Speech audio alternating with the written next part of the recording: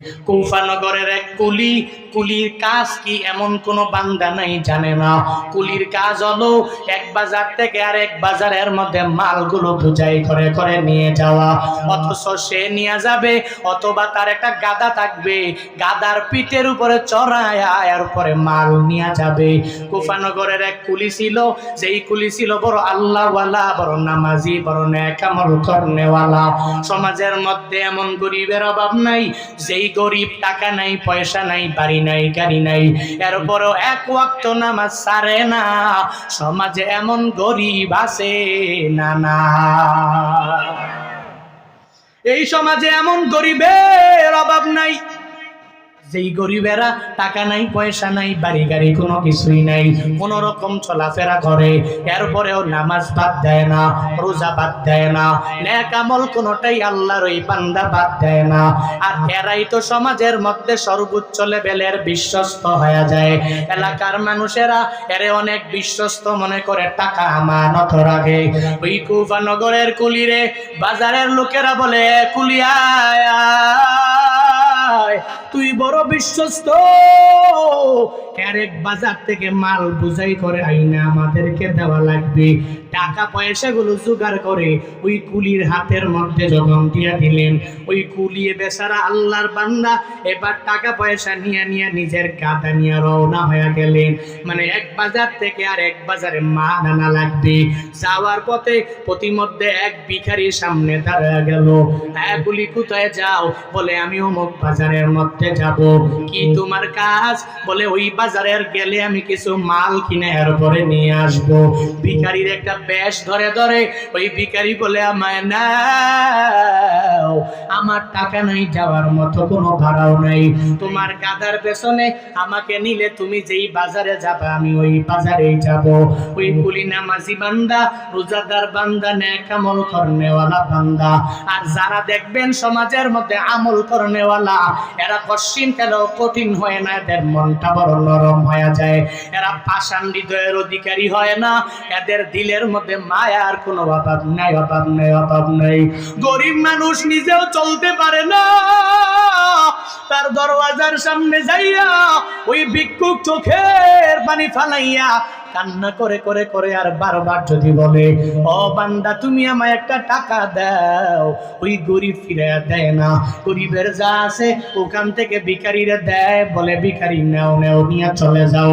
আর যাদের দুনিয়াতে ধন দৌলতের অভাব নাই, এদের হৃদয়টা এমন বড় পাষাণ রে বাবা, এত পরিমাণ পাষাণ হৃদয়, এরা মানুষের মানুষই মনে করে না। ভালো আছে, খারাপও আছে, তবে ধন দৌলত হইলে মানুষগুলো অহংকারী হয়ে যায়। এত পরিমাণ বড়ত্ব দেখায়, মনে হয় এলাকার মধ্যে সবাই তার ছোট, সেই এলাকার মধ্যে সবচেয়ে বড়। কেউ সালাম দিয়া দিলে ও সালামের জবাবটাও নিতে পারে না, আবার জিন্দেগিতে কাউরেও সালাম দেয় না। এলাকার মধ্যে চলে দৌড়ায়, হাতে আরাম আরাম আরাম করে করে, ওই এলাকার মধ্যে মানুষের মানুষই মনে করে না। ওই মানুষের সালাম দিলে সালামের জবাব হয় না। আগে ছিল গরিব, আল্লাহ দুই তিনটা ছেলের মাধ্যমে বড় ধনী বানায় দিলেন। এবার মানুষের মানুষ মনে করে না, এমন নিমখারাম ধনী আছে না? না, এত পরিমাণ অহংকার কেন তোমার?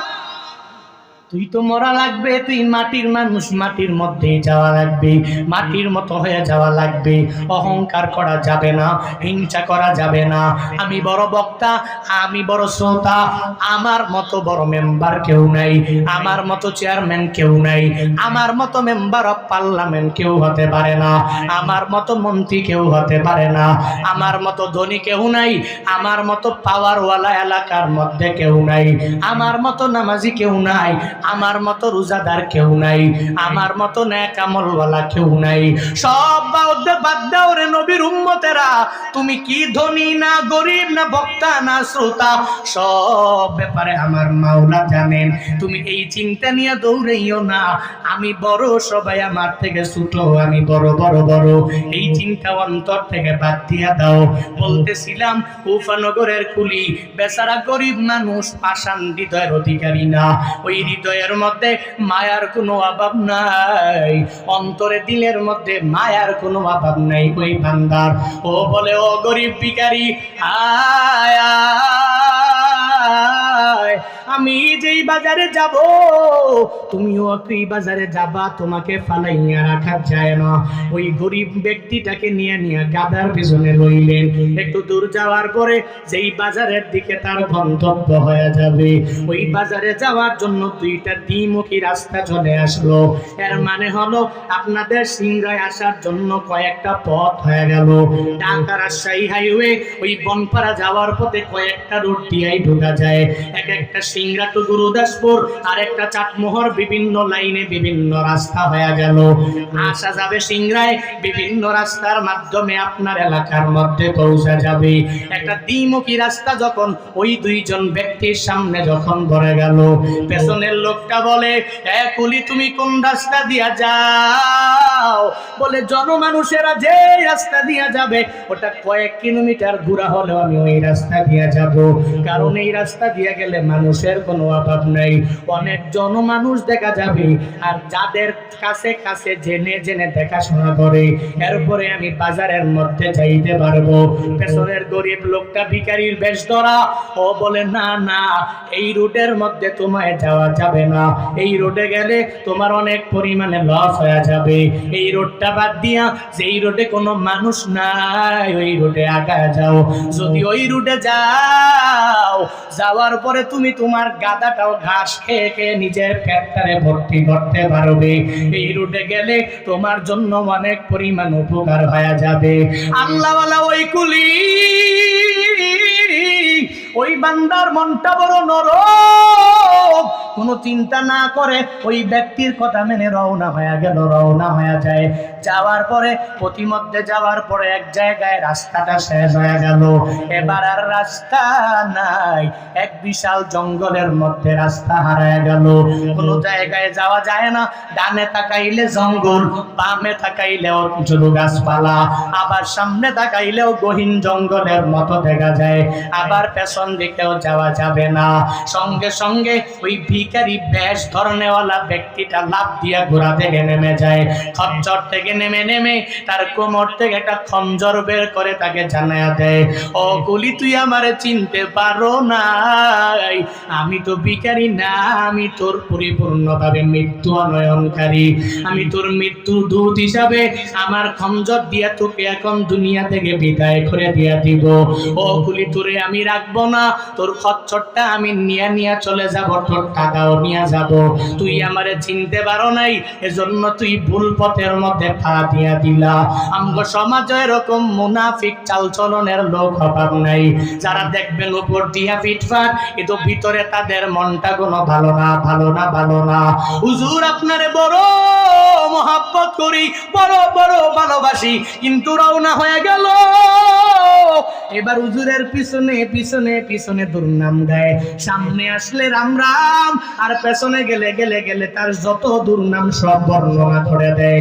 মেম্বারের পেছনে দৌড়ায়, এক মেম্বার সামনে আসলে ওই মেম্বারের গুণ গায়, আবার আরেক মেম্বার আসলে ওই মেম্বারের গুণগান গায়।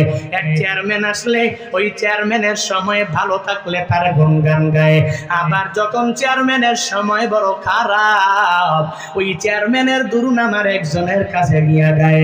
আমার নবীর জামানায়ও এমন মুনাফিক ছিল যার নাম আব্দুল্লাহ ইবনে উবাই। এত সুন্দর দাড়ি, কত বড় বড় জুব্বা পরে পরে পরে পরে দৌড়ায়, তার মাথার মধ্যে কি সুন্দর টুপি লাগাইয়া এলাকার মধ্যে চলাফেরা করে, মনে হয় বড় আল্লাহওয়ালা। তার মতো ভালো মানুষ আর কেউ নাই, তার মতো মুমিন কেউ নাই। কিন্তু নবীর সামনে আসলে নবীরে জানায় দেয়, নবী আমি বড় ইমানদার। আবার নবীর কথাগুলো নিয়া নিয়া কুফফারদেরকে আবার নিয়ে জানায় দেয়। আবু জাহালের কাছে যখন যায়, ওখানে গিয়া বলে, ও আবু জাহাল, কোনো দরকার নাই, আমি তোমাদের সাথেই আছি, চিন্তার কোনো প্রয়োজন নাই, প্রয়োজন নাই। আবার নবীর দরবারে হাজির হয়ে যায়, নবীকে বলে নবী আপনার টেনশনের দরকার নাই, আমি জানি আপনি আমার দলে, আমিও আপনার দলে। এভাবে নবীর কথা নিয়ে আবু জাহালের কাছে লাগায়। আবার আবু জাহালের কথা এনে এনে এনে এনে আবার মদিনাওয়ালা নবীর দরবারে লাগায়। ওই আব্দুল্লাহ ইবনে উবাই আমাদের বর্তমান সমাজে এখনো আছে না না? এরা এক জায়গায় গেলে বলে একরকম, আরেক জায়গায় গেলে বলে আরেক রকমের। এদের চরিত্রটাই এমন, এরা একজনের সুনাম করে তার সামনে, আবার তার দুর্নাম বিভিন্ন দোকানের মধ্যে বসে বসে করে। ওয়াইদা লাকুল্লাযীনা আমানু ক্বালু আমান্না ওয়াইদা ফালাউ ইলা শায়াতিনিহিম ক্বালু ইন্না মাকুম ইন্নামা নাহনু মুস্তাহজিউন।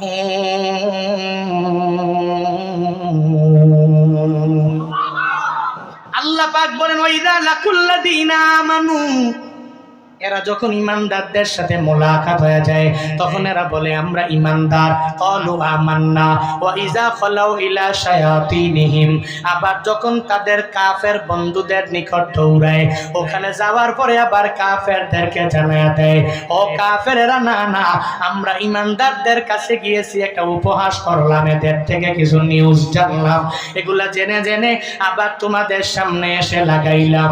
মূলত আমরা ইমানদারদের দলে না, মূলত আমরা হয়ে গেলাম তোমাদের দলের। এরকম মুনাফিকি অন্তরের মধ্যে নিয়ে নিয়ে দুনিয়াতে অনেক বান্দাই চলাফেরা করে।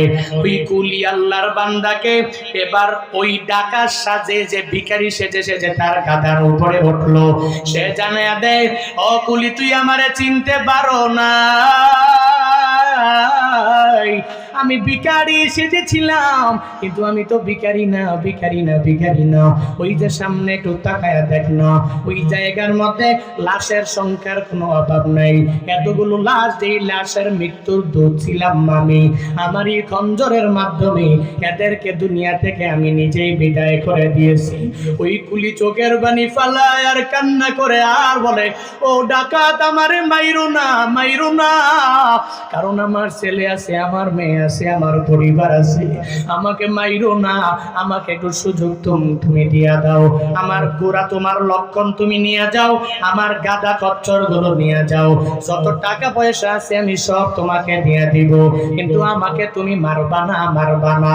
এই কথা যখন বলে না না, তোমাকে যদি এখন না মেরে পাঠায়া দেই, তুমি যাওয়ার পরে এলাকার সমাজের সবাইকে আমার ব্যাপারে জানায়া দিবা, এরপর থেকে আমি আর এই অন্যায় কাজে জড়িত হতে পারবো না, এরপর থেকে আমি আর ডাকাতি করতে পারবো না রে কুলি, আমি তোমাকেও মেরে ফেলবো, তোমার খচ্চরও আমি নিয়ে চলে যাব, আমার তোমার সব টাকা পয়সা গুলো আমি তোমারে নিয়ে চলে যাব।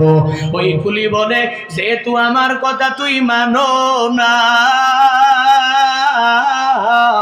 ওই আল্লাহ পাকের ওয়াদা, আল্লাহ পাক তো জানাইছেন, বান্দা যখন বিপদে পড়ে, বান্দা যখন মুসিবতের মধ্যে পড়ে যায়, বান্দা যদি 2 রাকাত নামাজের মুসল্লায় দাঁড়াইয়া আমার মাওলারে যদি ডাক দেয়, আল্লাহ বিপদগামী বান্দাদের ডাকে আমার মাওলা সাড়া দেয়। ও ডাকাত রে, তুই আমার জীবনের শেষে 2 রাকাত নামাজ পড়ার সুযোগ দাও।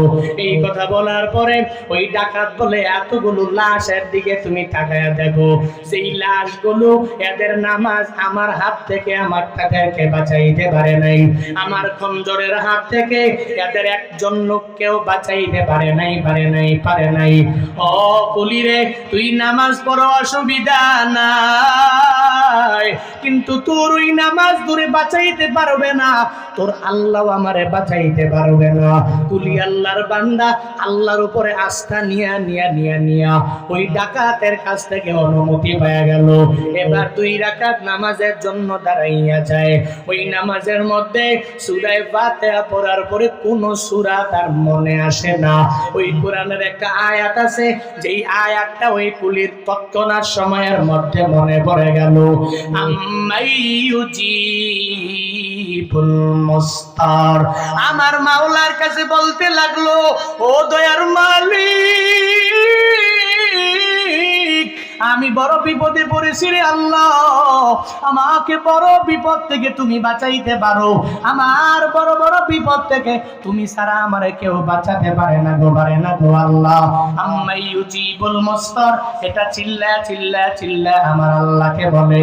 ওই ডাকাত তো আম্মাই ইউজিবুল মুস্তারের মানে বুঝে না, কিন্তু কুলি তো এই আয়াতের মর্ম জানে।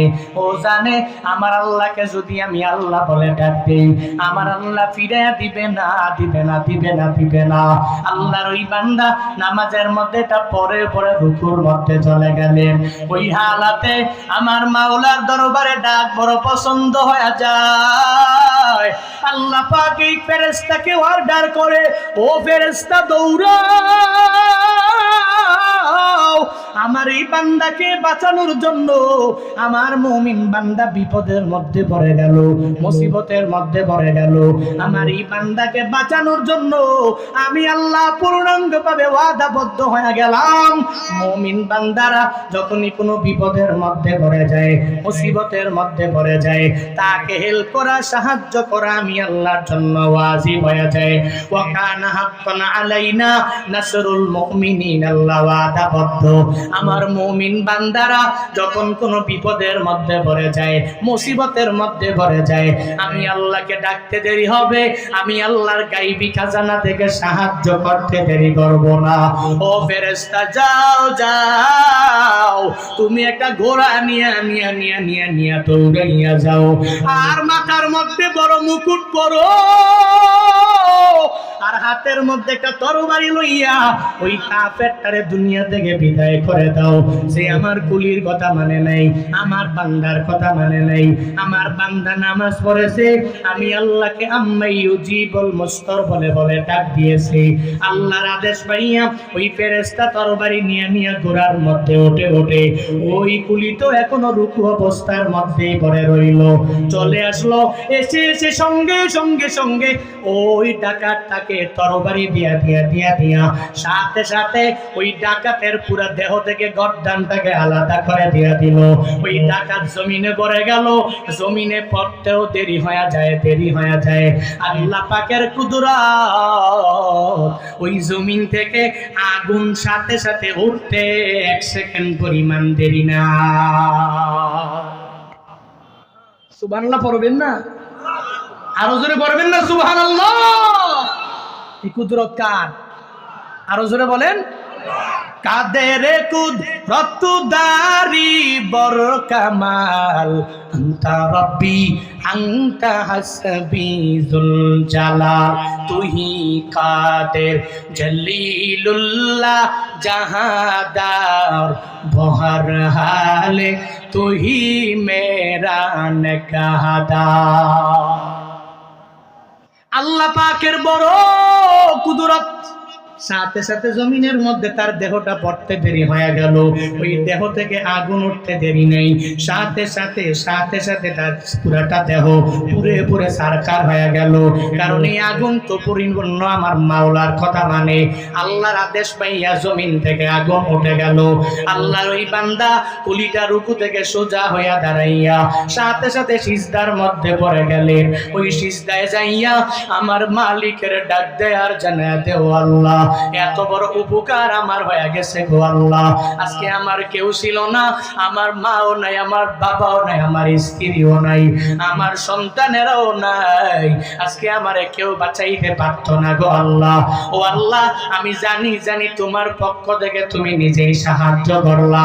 সেজদা থেকে উঠে আসসালামু আলাইকুম ওয়া রাহমাতুল্লাহ, আসসালামু আলাইকুম ওয়া রাহমাতুল্লাহ, দুই দিকে সালাম ফিরাইয়া এরপরে আল্লাহর ওই বান্দা দৌড়াইয়া যায় ওই ঘোর সবারই বান্দার দরবারে, আর পেছনে পেছনে দৌড়ায় আর জানায়া দেয়, ঘোড়ার মধ্যে আরোহণকারী বান্দা তোমার পরিচয় দাও, তোমার পরিচয় দিয়ে এরপরে তুমি যাও যাও যাও।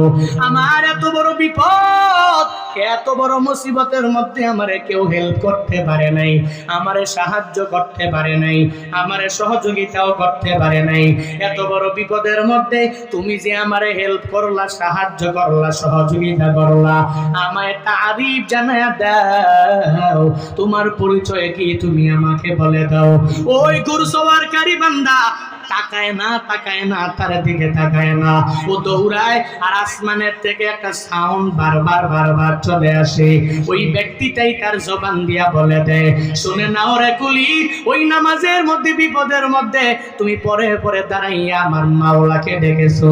আম্মাই ইউজিবুল মুস্তার মানে হলো বিপদগামী বান্দার ডাকে সাড়া দেনেওয়ালা আল্লাহ। যে আল্লাহকে তুমি আল্লাহ বলে স্বীকার করে বিপদে পড়ে ডাকতে পারলা, আমি হলাম ওই আম্মাই ইউজিবুল মুস্তার বলনেওয়ালা গোলাম। আমি হলাম তার গোলাম, তার গোলামকে সে পাঠিয়েছে আরেক গোলামকে হেফাজত করার জন্য। বড় বিপদে পড়েছো সিংহার মুসলমানেরা, বড় বিপদের মধ্যে পড়ে গেল, মুসিবতের মধ্যে পড়ে গেল। অসুবিধা নাই, ডিপ্রেশনে পড়ার কোনো দরকার নাই। আমার মাওলার দরবারে একটু নামাজ পড়ে দুইটা হাত তুমি বাড়ায়া দাও। ফজরের নামাজের আগে তোমার আমার জন্য দরওয়াজাটা খোলা। আমার মাওলা তো বিন্দু মাত্র পরিমাণও ঘুমায় নাকি? ঘুমায়নি? আল্লাহর ঘুম নাই, তন্দ্রাও নাই, নিদ্রাও আছে? আল্লাহ তন্দ্রা নাই, নিদ্রা নাই। তুমি যে কোনো সময়ে নামাজে দাঁড়াও, একটু বিপদে পড়েছো, মুসল্লায় বসে যাও, ওখানে বসে 2 রাকাত নফল নামাজ আদায় করে আল্লাহর কাছে বলো। কিন্তু আমরা এখন বিপদে পড়লে আগে দেই ফেসবুকে, আগে দেই ইউটিউবে, আগে দেই টিকটকে। আল্লাহ কি ডিপ্রেশন, হাই রে মইরা গেলাম। আগে বন্ধু বান্ধবরে জানালাম, অথচ ফেসবুকে স্ট্যাটাস দেওয়ার আগে, টিকটকে দেওয়ার আগে যদি প্রথমত আমার আল্লাহকে যদি স্ট্যাটাস দিয়ে জানাইতা, আল্লাহ আমি বিপদে পড়েছি, আল্লাহ আমি মুসিবতে পড়েছি, আল্লাহর তো তন্দ্রা নাই, আল্লাহর তো নিদ্রা নাই, আল্লাহ বিন্দু মাত্র সময়ের জন্য তো ঘুমায় না। তো তোমার বিপদের মধ্যে, মুসিবতের মধ্যে আমার আল্লাহ অল টাইম তোমার জন্য ওয়েটিং। বান্দা ডাকবে আর ডাকে সাড়া দিতে আমি আল্লাহ দেরি করব না। সুবহানাল্লাহ পড়বেন না? আরো জোরে পড়বেন না? নামাজে কায়েম করো, নামাজে কায়েম করো, সালাতে কায়েম করো, সালাতে কায়েম করো। হবে সম্মানী তুমি, হবে জান্নাতি তুমি, হবে সম্মানী তুমি, হবে জান্নাতি তুমি। দেবে কাল হাসরে শীতল ছায়া আর সে আজিম, রব্বিয়াল আলা, রব্বিয়াল আজিম। সবাই রব্বিয়াল আলা, রব্বিয়াল আযীম, রব্বিয়াল আলা, রব্বিয়াল আযীম। মুমিন তুমি, সালাত তোমার মস্ত পরিচয়। দুনিয়া তোমার আজকে আছে, কালকে হবে নয়। মুমিন তুমি, সালাত তোমার মস্ত পরিচয়। দুনিয়া তোমার আজকে আছে, কালকে হবে নয়। আজকে রুকু সিজদা করো, নিজ পরিচয় আঁকড়ে ধরো। আজকে রুকু সিজদা করো, নিজ পরিচয় আঁকড়ে ধরো। যেমন সলিহীন সালাত তোমার সঙ্গে মাখো, সঙ্গে রাখো, তবেই তো মুমিন। রব্বিয়াল আলা, রব্বিয়াল আযীম, রব্বিয়াল আলা, রব্বিয়াল আযীম। সালাতে কায়েম করো, সালাতে কায়েম করো, সালাতে কায়েম করো, সালাতে কায়েম করো। হবে সম্মানী তুমি, হবে জান্নাতি তুমি, হবে সম্মানী তুমি, হবে জান্নাতি তুমি। দেবে কাল হাসরে শীতল ছায়া আর সে আজিম, রব্বিয়াল আলা, রব্বিয়াল আযীম। সবাই রব্বিয়াল আলা, হে রব্বিয়াল আলা, রব্বিয়াল আযীম, রব্বিয়াল আলা, রব্বিয়াল আযীম। মারহাবা। নামাজ কায়েম করলে ফায়দা আছে না নাই? বলেন। দুনিয়াবি লাইনেও ফায়দা, আখিরাতের লাইনেও অনেক বড় ফায়দা। কে দিবে? কে দিবে? এজন্য ওই নামাজ কায়েম করা লাগবে। যুবকরা, স্পেশালি আমার এলাকার যুব সমাজ, যুবকরা যদি নামাজি হয়ে যায়, ওরা যদি রোজাদার হয়ে যায়, ওরা যদি আমল করনেওয়ালা হয়, আল্লাহর কসম করে বলতে পারি, 3 বার করে বলতে পারি, আল্লাহি বিল্লাহি তাল্লাহ, সমাজের যুবক চেঞ্জ তো অটোমেটিক সোসাইটি চেঞ্জ। ইয়াং টিমেরা চেঞ্জ হয়ে গেল তো এই সমাজে চুরি থাকবে না, ডাকাতি থাকবে না, অন্যায় হবে না, কোনো অপরাধ হবে না। কারণ মুরব্বী বাবাদের দ্বারা অন্যায় করা সম্ভব না, অপরাধগুলো করা সম্ভব না, ইফতিজিং করা সম্ভব না। এই বয়সে সে করতেও যাইবে না, ও চুরি করতে যাবে না, দেহে বল নাই, ডাকাতি করতে যাইবে না, দেহে বল নাই, অন্যায় করতে যাইবে না, দেহে বল নাই। কিন্তু যুবকের দেহে রক্ত বড় গরম, blood is very very very hot. এজন্য সে এই রক্ত গরম নিয়ে যখনই যা মন চাইবে করতে পারবে। এই যুবক যদি চেঞ্জ হয়ে যায়, আমার সমাজ, আমার সোসাইটি, আমার দেশ অটোমেটিক চেঞ্জ হয়ে যাবে। চিল্লা এখন ঠিক কিনা? এজন্য প্রায় জায়গায় গেলেই আমি ইয়াংদেরকে বিষয়ে বারবার কথা বলি। আমি জানি আমার এলাকায় কিছু যুবকরা আছে, ওরা উল্টা পাল্টা চলতো। এই যুবকদেরকে আমি মুরব্বীদেরকে নিয়ে বললাম, মুরব্বীরা এই যুবকদেরকে চেঞ্জ করেন, চেঞ্জ করলে অটোমেটিক দেখবেন সমাজ তারের মতো সোজা হয়ে যাবে। আল্লাহ বলেন, মানুষ যেই বান্দা নেক আমল করনেওয়ালা ও জান্নাতে যাবে, আর যে গুনাহ করনেওয়ালা ও জাহান্নামে যাবে। ফারিকুন ফিল জান্নাহ ওয়া ফারিকুন ফিস সাঈর। 2টা পথ হয়ে যাবে, তুই কোন পথের পথিক হয়ে যাও বান্দা, এটা তোমার ব্যাপার। তুই যদি জান্নাতের পথের পথিক হও তোমার ব্যাপার, জাহান্নামের পথের পথিক যদি হয়ে যাও বান্দা, এটা তোমার ব্যাপার। 2টা দল, ওই 2 দলে যেই দলে বান্দা তোমার যাইতে মন চায়, বিবেক নামক আদালত দিয়া বান্দা চিন্তা ভাবনা করে করে তুমি আগায়া যাও। আল্লাহ পাক গরুরে ওই পরিমাণ আকল দেয় নাই যেই পরিমাণ আকল তোমারে আমারে দিয়া দিলেন। আল্লাহ ওটেরে ওই পরিমাণ আকল দেয় নাই যেই পরিমাণ আকল আমারে তোমারে দিয়া দিলেন। আল্লাহ পাক গাধারে ওই পরিমাণ আকল দেয় নাই যেই পরিমাণ আকল আল্লাহ আমারে তোমারে দিয়া দিলেন।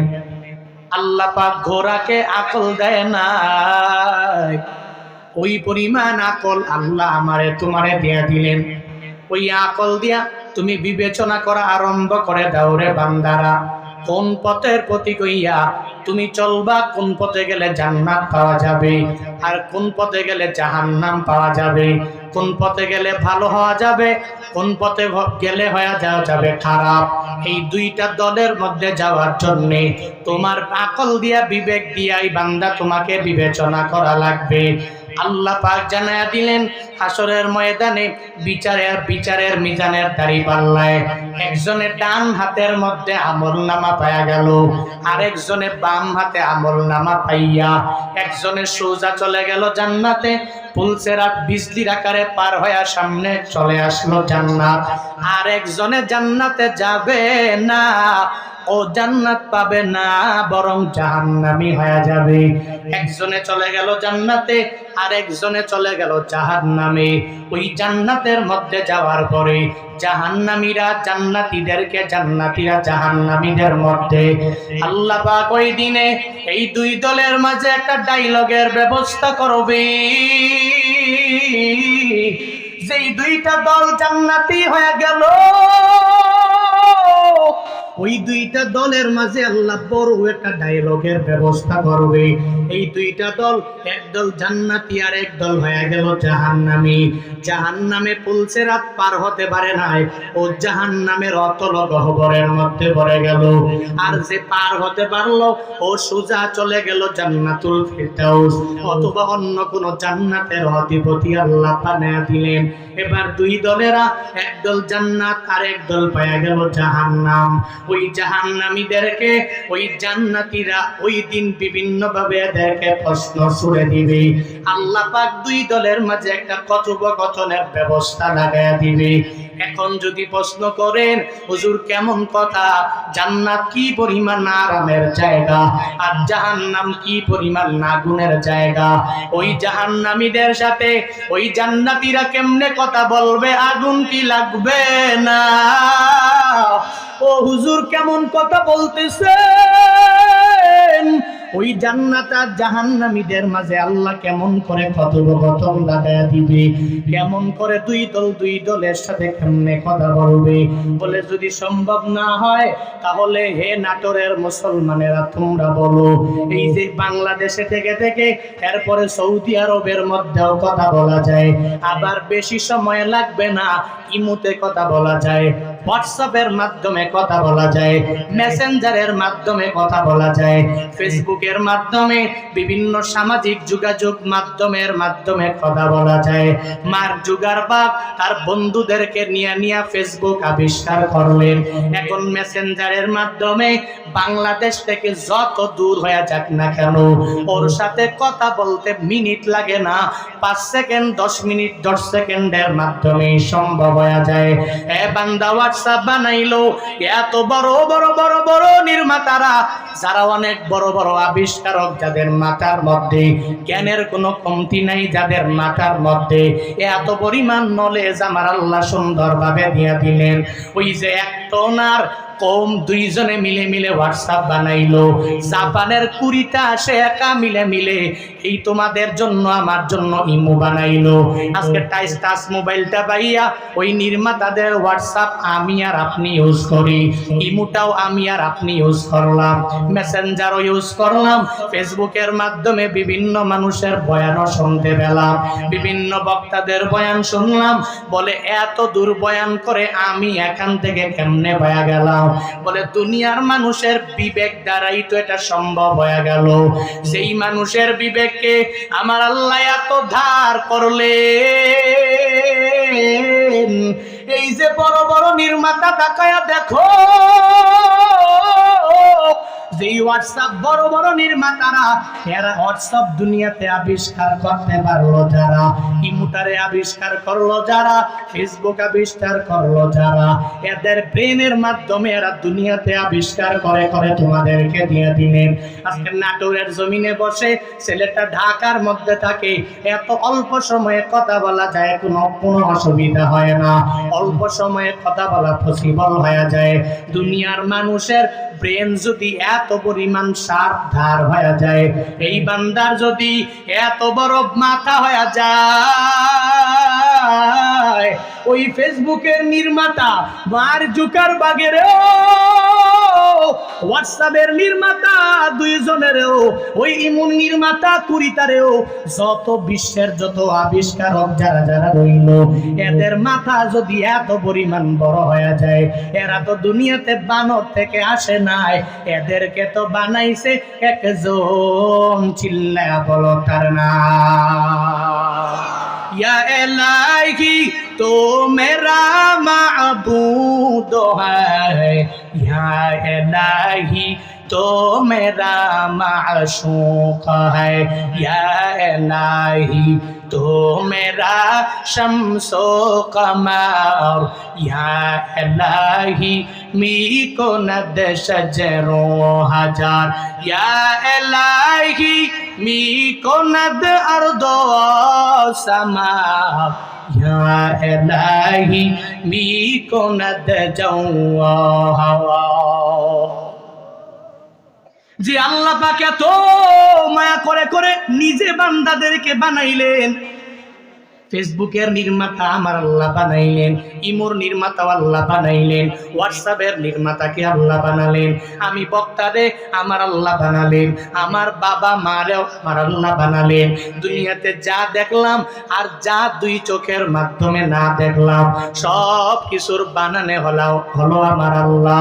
আল্লাহ যদি এদেরকে বানাইতে পারে, আর এদের ব্রেন দিয়া যদি এরা হোয়াটসঅ্যাপ বানাইতে পারে, মানুষের কমিউনিকেশনের বিষয়টা এত ইজি যদি এরা করে দিতে পারে, আমার আল্লাহ জান্নাত আর জাহান্নামের মধ্যে কি আল্লাহ পারবে না?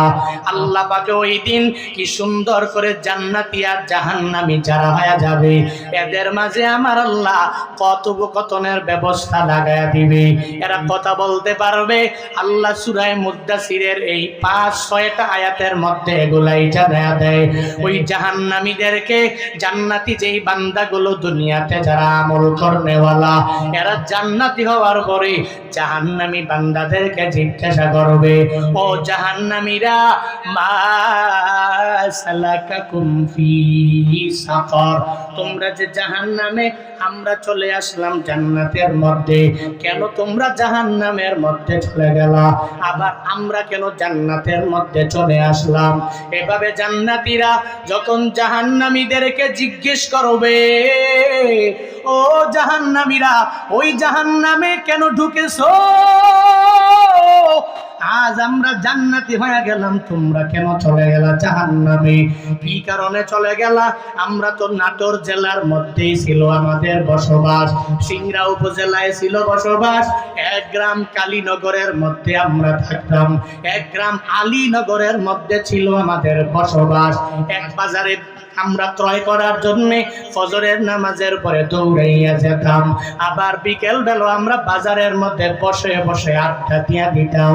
তাহলে দুনিয়াতে আমরা যে বাজারের মধ্যে বসে বসে আড্ডা দিয়া দিতাম, আমরা জান্নাতে এসেছি, তোমরা কেন জাহান্নামের মধ্যে চলে গেলা? আমাদের বাজার যেই বাজার, তোমাদের বাজারও ছিল সেই বাজার। আবার তোমাদের যেই মসজিদের মুসল্লি তোমরা, আমরাও তো একই মসজিদের মুসল্লি ছিলাম। আমরা যেই মাদ্রাসায় ছোটবেলায় পড়াশোনা করেছি, তোমরাও তো একই মাদ্রাসার মধ্যে পড়াশোনা করলা। তাহলে সব এক হওয়ার পরেও একই রকম ভাবে তিন বেলার খাবার আমরা খাইলাম। ফজরের পরে আমিও খেলাম, তুমিও ফজরের পরে খাবার খাইলা। ওই দুপুরের সময় আমরাও কত দামি দামি মাছ খাইয়া ফেললাম, তুমিও দামি মাছ খাইলা। ওই রাতের বেলা আমিও খাবার খেলাম, তুমিও খাবার খেলা। তাহলে আমাদের সব এক। তাহলে আজকে তুই জান্নাতে কেন, আমি চলে এলাম জাহান্নামে কেন? এরকম একটা প্রশ্ন যখন জান্নাতীরা জাহান্নামীদেরকে ছুঁড়ে মারবে, আল্লাহ পাক জানায়া দেয়, ওদিন আল্লাহ একটা ডায়ালগের ব্যবস্থাপনা করে ঘরে জানায়া দিবে। ওই দিন জাহান্নামীরা ওই জাহান্নামের আগুনে জ্বলবে, আর জান্নাতীদেরকে বলবে, ও আমার জান্নাতি ভাইয়েরা শুনো, আজকে আমরা জাহান্নামী হয়েছি কেন? কেন কেন জানোনি? কারণ দুনিয়াতে তোমরা নামাজ পড়েছো, আমরা নামাজের ধারে কাছেও যাই নাই। এলাকার ইমাম সাহেব বারবার নামাজের ব্যাপারে তাকিদ দিয়ে দিল, তোমরা নামাজে গিয়েছো, আমরা প্রাধান্য দিতে পারি নাই। রমজানের রোজা যখন চলে আসলো, ওই 30টা রোজা তোমরা রেখেছো, আমরা রাখি নাই। আমরা দুনিয়াতে নেক আমলের লাইনে অগ্রগামী হয়ে যাইতে পারি নাই। বক্তা সাহেব বারবার বলেছে, আমরা বক্তার কথাগুলোকে এক কান দিয়া ঢুকাইয়া আবার আরেক কান দিয়া বের করে দিলাম। আবার যাওয়ার সময় জানাইয়া দিলাম, হুজুরেরা এমন কথা বলে, মানার দরকার নাই। এর মানে দুনিয়াতে তোমরা মেনেছো আর নামাজ আদায় করেছো, এজন্য আজকে নামাজ তোমাদেরকে জান্নাতে ঢুকাইয়া দিল। আর আমরা দুনিয়াতে নামাজ পড়ি নাই, আমরা মুসল্লিও নিজের বানাইতে পারি নাই। ক্বালু লাম নাকু মিনাল মুসাল্লিন, দুনিয়াতে আমরা মুসল্লি ছিলাম না, যার কারণে আজকে আমাদের কপালে জান্নাত নাই, আমরা জাহান্নামে চলে এলাম। জান্নাতি বান্দারা প্রশ্ন করার পর জাহান্নামীরা বলবে, ও জান্নাতীরা, আমরা আজকে কেন চলে আসলাম জাহান্নামে? এক নম্বরে নামাজ পড়ি নাই, তার মানে বোঝা গেল সেই বান্দা নামাজ পড়নেওয়ালা ও জান্নাতে যাবে, জাহান্নামে যাবে না। আর যে নামাজ পড়ে না ও জান্নাতে যাবে না, তার কপালে লেখা হয়ে যাবে জাহান্নাম। এজন্য নামাজের ব্যাপারে পরিপূর্ণ গুরুত্ব দেওয়া লাগবে। আপনি মুসলমান আর একজনে হিন্দু, তাদের দুইজনের মাঝে পার্থক্যই হলো নামাজ। বলে দুইজনের মধ্যে পার্থক্য নামাজ, মানে হিন্দু নামাজের ধারে কাছেও যাবে না, আপনি মুসলমানকে নামাজের ব্যাপারে বলাও লাগবে না। ফজরের নামাজের আজান দিয়া দিল, মুয়াজ্জিন দৌড়াইয়া দৌড়াইয়া ওই মসজিদে নামাজের জন্য চলে যাওয়া লাগবে। আয় বান্দা, জোহরের নামাজেও যাওয়া লাগবে, আসরে যাওয়া লাগবে, মাগরিব এশায় আজান শুনে শুনে যাওয়া লাগবে। কিন্তু কপাল বড় খারাপ, আমগো যুবকেরা যেমন হয়ে গেল, হুজুরের বয়ান মজা লাগে, হুজুরের কথাবার্তা শুনতেও বড় ভালো লাগে। ও মাহফিল কমিটি, যত টাকা লাগবে নিও, কিন্তু নামাজের ব্যাপারে বলবা না। আমরা নামাজ পড়তে রাজি না।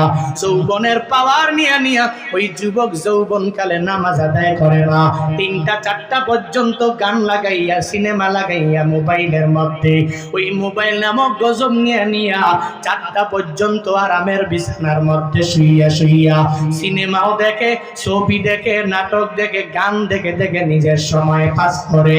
কপাল পোড়া মুসলমান, ফজরের নামাজ পড়ে না, সকাল 10টায় ঘুম থেকে জাগে আসে না।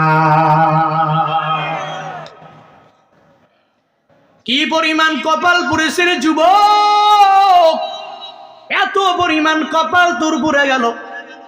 তুই 4টা পর্যন্ত মোবাইল টিপে এরপরে ফজরের নামাজটা পড়তে পারো নাই, এরপরে তুমি ঘুমায়া গেলা। ঘুম থেকে জাগলা কয়টায়? 10টা, 11টা, 12টায় জাগলা। কপাল পোড়া যুবকেরা, তুই নামাজের দিকে কেন যাও না? অথচ জান্নাতীদের গুণ হলো ওরা নামাজি হবে, জাহান্নামীদের দোষ হলো ওরা নামাজি হবে না। এটা আমার ঘোষণা না, এই ঘোষণা দিয়েছেন একজন, চিল্লায়া বলো তার নাম। আল্লাহ বলতে কোনো অসুবিধা হয়? জোরে বলেন আল্লাহ। ঘোষণা কি আমার? কার? হ্যাঁ, আল্লাহ পাক ঘোষণা দিয়ে দিলেন যে জাহান্নামীরা জান্নাতীদেরকে বলতেছে, এই যে কথোপকথন, এটা আমি বানায়া বলছি না। সূরাতুল মুদ্দাসসির বাসায় গিয়া এই যে কোরআনে মাজিদ আমার সামনে খুলবেন, মুদ্দাসসিরের 42 নম্বর আয়াত, 43 নম্বর আয়াত, এগুলো পড়বেন, অনুবাদ দেখবেন, ব্যাখ্যা দেখবেন, সুন্দর করে বলা আছে জান্নাতীরা জাহান্নামীরা কি সুন্দর করে কথোপকথনের ব্যবস্থা আমার আল্লাহ লাগায়া দিবে, একটা কমিউনিকেশন লাগায়া দিবে। তখন তারা একজনে একজনকে প্রশ্ন করবে, আর একজনে উত্তর দিবে। তো প্রশ্ন করার পরে প্রথমবারই বলছে জাহান্নামীরা, তোমরা নামাজ পড়েছো, আমরা দুনিয়াতে লাম নাকু মিনাল মুসাল্লিন, মুসল্লিদের ধারে কাছেও ছিলাম না, মানে মসজিদ দেখলে আমরা 10 গজ দূরে দিয়ে যেতাম। আর যত সিনেমা ছবি, যেখানে যেই দোকানের মধ্যে টিভি লাগাইয়া আকাম কুকাম দেখানো হয়, আমরা এটার ধারে দিয়ে যেতাম, কাছে দিয়ে যেতাম। মাগার মসজিদ মাদ্রাসার ধারে কাছে দিয়ে আমরা ছিলাম। এটা ওই দিন জাহান্নামীরা বলবে। এই জন্য নামাজের এত পরিমাণ গুরুত্ব দেওয়া হলো। আল্লাহ পাক নিজেও গুরুত্ব দিয়া জানায়া দিলেন জাহান্নামীরা আর জান্নাতীরা পার্থক্য হলো নামাজ, একদল জান্নাতে আর একদল চলে গেল জাহান্নামে। এজন্য নামাজ পড়লে জান্নাত পাওয়া যাবে, আখিরাতের লাইনের ফায়দা। দুনিয়াবি লাইনেও যদি নামাজের লাইনে কোনো বান্দা আগায়া যায়, এই বান্দাকে বড় বড় বিপদ থেকে আমার আল্লাহ বাঁচায়া দেয়। সাহাবায়ে কেরামের দিকে তাকায়া দেখো, যেই সাহাবায়ে কেরামরা যখনই বিপদে পড়ে গেলেন, এরা নামাজের মুসল্লায় দাঁড়ায়া গেলেন, এরপরে 2 রাকাত নামাজ পড়ে মালিকের দরবারে চোখের পানি ফেলাইয়া আবদার জানালেন, আল্লাহর কাছে বললেন, ও দয়ার মালিক, আমি এই বিপদে পড়েছি, আমি ওই মুসিবতের মধ্যে পড়ে গেলাম, তুমি আমাকে বিপদ থেকে উত্তরণের পথটা বের করে দাও।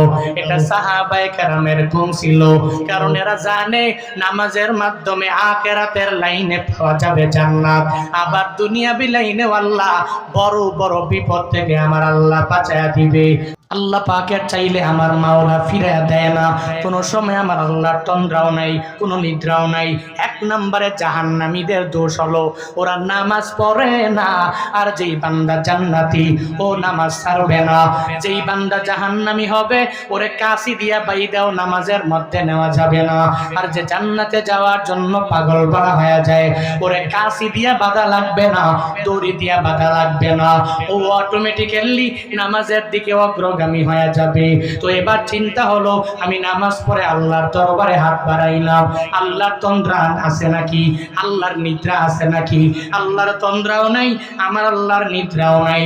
আয়াতুল কুরসির মধ্যে আল্লাহ স্পষ্ট করে তোমাকে আমাকে জানায়া দিলেন, গোলামেরা, লা খুযুহু সিনাতু ওয়ালা নাওম। আল্লাহ পাক জানায়া দিলেন, লা তাখুযুহু সিনাতু ওয়ালা নাওম। আল্লাহকে সিনাও ধরে না, নাওমও ধরে না। এর মানে তন্দ্রাও আমার আল্লাহকে ধরে না, আমার আল্লাহকে নিদ্রাও ধরতে পারে না। ওই যে মূসা নবীর ঘটনা, মূসা নবী সিনাই পর্বতে দাঁড়াইয়া আমার আল্লাহর সাথে কথা বলে, কম না বেশি? হ্যাঁ, এত পরিমাণ কথা। ওই মূসা নবী আমার মাওলার সাথে এত পরিমাণ কথা বলে, বলতে বলতে বলতে বলতে বলতে বলতে আল্লাহ একবারের জন্য ওই মূসা নবীর ব্যাপারে রাগান্বিত হয় না, ক্রোধান্বিত হয় না। মূসা নবী আমার মাওলার দরবারে বারবার সিনাই পর্বতে দাঁড়াইয়া একটা প্রশ্ন করে, এরপরে আবার উত্তর দেয়, আবার প্রশ্ন করে আবার উত্তর দেয়, আবার প্রশ্ন করে আবার উত্তর দেয়। একদিন মালিকের জানায়া দেয়, ও আল্লাহ তুমি কি ঘুমাও না? আমি মূসা তো দিনের বেলা মেষ নিয়ে সমাজের মধ্যে ঘুরলাম, আমি মেষ নিয়ে দৌড়াইলাম, আমি মেষ নিয়ে মরুভূমির মধ্যে চারণ করলাম, চারণভূমির মধ্যে আমি মেষ চড়াইলাম।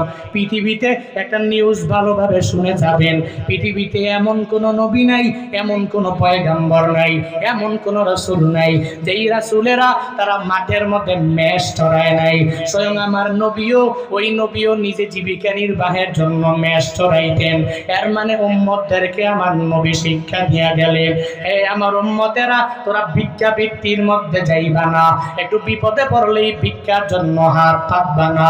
আমার মাওলার দরবারে তুই চাও, আমার মাওলাকে জানায়া দাও, আর একটা কাজের মধ্যে তুই লেগে যাও, ওই কাজের মধ্যে আল্লাহ অটোমেটিক্যালি বরকত বাড়ায়া দিবে। আমার মদিনাওয়ালা নবীরে আল্লাহ বলে, হে নবী, আপনার সামনে ওই পাহাড়ের নাম কি? বলে উহুদ পাহাড়। বলে এই পাহাড়টারে পুরাটারে গোল দিয়া দিয়া আমি আল্লাহ ভরাট করে করে আপনাকে উপহার দিয়া দিব, নিবেন কিনা? নবী আমার বলে, ও আল্লাহ লাগবে না, ওই উহুদ পাহাড় পরিমাণ স্বর্ণ তোমার নবীর লাগবে না, তোমার নবীর লাগবে না, বন্ধুর লাগবে না। আমি এক বেলার খানা খাবো আর শুকর গুজার বান্দা হয়ে যাব, আর এক বেলা পাবো না, আবার ধৈর্য ধারণ করে ঘরে ঘরে ঘরে চলবো। পৃথিবীতে এমন কোন নবী নাই যেই নবীরা মেষ চড়ায় নাই, পৃথিবীতে এমন কোন পয়গম্বর নাই যেই পয়গম্বর জমিনের মধ্যে মেষ চড়ায় নাই। একটা সমাজ, একটা দেশ, একটা এলাকা যদি গরিব হয়ে যায়, দুর্ভিক্ষের মধ্যে পড়ে যাবে ভাব, এদের হাতের মধ্যে যদি দুইটা দুইটা করে মেষ ধরাইয়া দেওয়া যায়, ও মেষ নিয়া বিভিন্ন বড় বড় হাওরের মধ্যে যেমন চলন বিল, এখন পানি আছে, কয়েকদিন পরে পানির দেশ পাওয়া যাবে না, ওই জায়গায় যদি দুইটা মেষ হাতের মধ্যে দিয়া সারিয়া দাও, এত বড় বিলের মধ্যে এই মেষ নিয়া গরুবে যেই জায়গায় পাবে ওই জায়গায় খাবে, আর ওই জায়গায় বান্দাগুলো ঘুমাইয়া যাবে। বলে ওই এলাকা যদি দুর্ভিক্ষ যদি ভরপুর হয়ে যায়, দুইটা মেষ নিয়ে বের করে দাও, ওই এলাকায় দুর্ভিক্ষ থাকবে না, অটোমেটিক ওই এলাকার মধ্যে মানুষগুলোকে ধনী বানায় দিবে আমার আল্লাহ। এত পরিমাণ বরকত মেষের মধ্যে। আল্লাহ পাকের প্রত্যেকটা নবী রাসূল মেষ চড়াইলেন। ওই মূসা নবীও মেষ চড়াইয়া রাতের বেলা ক্লান্ত হয়ে যাইতেন, একটু তন্দ্রা চলে আসে, তন্দ্রার পরে অটোমেটিক ঘুমও চলে আসে। এই যে রাত এখন বাজে কয়টা? 12:46 ঘড়ির কাঁটার মধ্যে। সর্বোচ্চ আর 1-2 ঘন্টা পরে যখন হয়ে যাবে, তখন অটোমেটিক আপনাদের মাঝে একটা তন্দ্রাও চলে আসবে, এরপরে ঘুমাইতে মন চাইবে। এই পিঠ বলবে, ও বান্দা তুমি যাও, ঘুমাইয়া যাও। তোমার চোখ দেখলে বলা যাবে তোমার ঘুমের বড় প্রয়োজন হয়ে গেল। দিনের বেলা পরিশ্রম করে রাতের বেলা ঘুমানোর জন্য পাগল ভরা হয়ে যাই আমরা। রাতের বেলা একটু ঘুমানো লাগবে, আবার দিনের বেলায় দৌড়াইয়া নিজের কাজ করা লাগবে। মূসা নবী জানায়া দেয়, ও আমার মালিক আল্লাহ, আমি মূসা নবী মেষ চড়াইয়া ওই রাতের বেলা আমার ঘুম চলে আসে, তন্দ্রা চলে আসে, আমার অটোমেটিক নিদ্রা চলে আসে। তোমার কি ঘুম নাই, তোমার তন্দ্রা নাই, তোমার নিদ্রা নাই নাকি? এত বড় আসমানটা, এত বড় জমিনটা তুমি পরিচালনা করতে যাইয়া একটা বারের জন্য কি তোমারে তন্দ্রায় ধরে না? একটা বারের জন্য কি তোমারে নিদ্রায় ধরে না? মূসা নবী যখন আমার আল্লাহরে জিগাইল, আল্লাহ বলে, এ মূসা তুমি যাও, যাও, এই সিনাই পর্বত থেকে নামো, নেমে নেমে দুইটা গ্লাস, কাচের গ্লাস তুমি হাতের মধ্যে নাও। ডান হাতে কাচের গ্লাস, বাম হাতে থাকবে কাচের গ্লাস। আর এই গ্লাসের মধ্যে পানি নিয়ে পানি ভর্তি গ্লাস নিয়ে রওনা হও। সিনাই পর্বতের উপরে আইসা দাঁড়াইয়া যাও। মুসা নবী নিচে নামলেন, দুইটা কাচের গ্লাস হাতের মধ্যে নিলেন, আবার পানিও নিয়ে নিয়ে যাইয়া ওই জায়গায় সিনাই পর্বতের চূড়ার মধ্যে দাঁড়াইয়া রইলেন। আল্লাহর কাছে বললেন, আল্লাহ আমি পানি নিয়ে আসলাম, এই গ্লাস তোমার আদেশ পাইয়া আমি হাতের মধ্যে নিলাম। আল্লাহ পাক বলেন, এই মুসা তুমি এই দুইটা গ্লাস নিয়ে একটু দাঁড়াইয়া থাকো। মুসা নবী দুইটা গ্লাস নিয়ে দাঁড়াইয়া রইলেন। একটু পরে আল্লাহ পাক তন্দ্রাকে আদেশ দিয়া দিলেন, হে তন্দ্রা আমার মুসারে দাও। এবার যখন তন্দ্রাকে আদেশ দেওয়া হলো, তন্দ্রা তো আমার মাওলার কথা মানে, তন্দ্রা মুসা নবীকে ধরে ফেললো। একটু পরে আল্লাহ নিদ্রাকেও জানায় দিল, হে নিদ্রা আমার মুসা নবীরে তুই পূর্ণাঙ্গ ভাবে ধরে ফেল। এই যে তন্দ্রা নিদ্রা, এটা দুনিয়ার কোনো মানুষের কথা মানে না, একজনের কথা মানে, চিল্লা বলো তার না। ওই তন্দ্রা নিদ্রা মুসা নবীকে ধরলো। ওই মুসা নবীকে তন্দ্রা ধরার পরে, নিদ্রা ধরার পরে একটু পরে মুসা নবীর হাত থেকে তন্দ্রা এসে গেল, এবার নিদ্রাও এসে গেল। সাথে সাথে মুসা নবী সিনাই পর্বতের চূড়া থেকে নিচে পড়লেন, সাথে সাথে দুইটা হাতের গ্লাসও ভরে গেল। ওই গ্লাসটা পরে ভেঙ্গে ভেঙ্গে টুকরা টুকরা হয়ে গেল। ওই গ্লাসটা পরে পরে ভেঙ্গে খান খান হয়ে গেল। মুসা নবী ঘুম থেকে লাফ দিয়া জাগিয়া আমার মাওলাকে কিছু বলতে পারে না, লজ্জার মধ্যে ভরে গেলেন। একটা লজ্জা বাপ চেহারা নিয়ে আমার আল্লাহকে ডাক দেয়। আল্লাহ বলে, রে মুসা আমি আল্লাহ তোমাকে লজ্জা দেওয়ার জন্য গ্লাস হাতে দেই না। ও মুসা রে রে রে, আমি আল্লাহ তোর হাতের মধ্যে কেন এই গ্লাস দিয়েছি জানোনি? আমি আল্লাহ এমন আল্লাহ, তোকে দুইটা গ্লাস দেওয়ার পরে তুই রাখতে পারলা না, এই গ্লাসগুলো হাত থেকে পরে পরে ভেঙ্গে চুরমার হয়ে গেল। ও মুসা রে, আমি আল্লাহ বিশাল আসমানটা বানাইলাম, এ বিশাল জমিনটা আমি আল্লাহ নিজে বানাইলাম। এই দুনিয়াতে কত মানুষ, এই নাটোরের আলীনগর কালীনগর গ্রাম থেকে আমার কোনো বান্দা যদি রাতের বেলা, কোনো ডাক্তারের দোকান নাই, কোনো প্রেসক্রিপশন নাই, কোনো কিছুই নাই, কোনো ফার্মেসি নাই, ঔষধ নাই, সব মানুষগুলো ঘুমায় গেল। রাত 3টা বাজে জেগে জেগে আমার বান্দা 2 রাকাত নামাজ আদায় করে যদি পেট ব্যথার জন্য আমি মাওলার কাছে যদি চোখের পানি ফেলায় কান্না করে, আর যদি বলে, ও দয়ার মালিক আমার পেটের ব্যথা তুমি ভালো করে দাও। শুধু তাই না, আমরা যে মায়েরা আছে, মায়েরা প্রসব বেদনা রাতের গভীরে দেখা দেয় কি দেয় না? হঠাৎ করে প্রসব বেদনা হয়ে গেল, ওই মা প্রসব বেদনার যন্ত্রণা সহ্য করতে পারে না। দেখবেন মা জোরে জোরে চিল্লায় আর আমার মাওলারে ডাক দেয়, আমার আল্লাহকে ডাক দেয়। কারণ এত প্রসব বেদনা, বলে আসমান জমিন সব যদি ওই মায়ের উপরে রেখে দাও, এত পরিমাণ কষ্ট মায়ের হবে না। ওই প্রসব বেদনার কষ্ট আমার তোমার মায়ের এমন এত কষ্ট। ওই মায়েরা প্রসব বেদনার যন্ত্রণা যখন হয়, একটু জিজ্ঞেস করেন কি পরিমাণ কষ্ট। কি মনে হয় আমগো মতো সাধারণ কোনো কষ্ট করে মায়েরা? হ্যাঁ, সাধারণ কষ্ট করে না। জীবনের মূল কষ্ট মায়ের প্রসব বেদনা, সাত আসমান সাথে জমিন তখন মায়েরই মাথায়। জীবনের মূল কষ্ট মায়ের প্রসব বেদনা, সাত আসমান সাথে জমিন তখন মায়েরই মাথায়। এমন মা কি কেমনে আজি, এমন মা কি কেমনে আজি যাব আমি ভুলিয়া।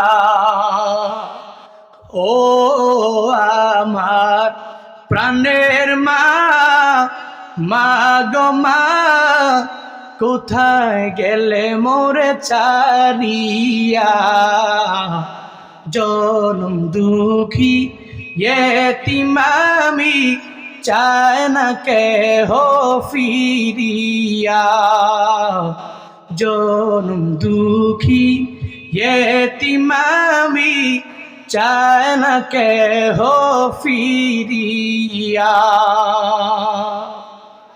আমি যখন ছিলাম মামা মায়েরি উদরে, চলা ফিরা করতেন যে মায় কত কষ্ট করে,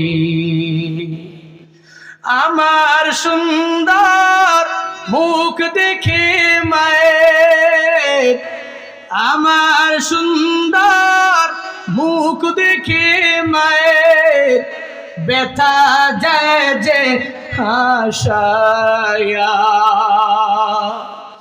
ও আমার প্রাণের মা, মা গো মা, কোথায় গেলে মোরে ছাড়িয়া,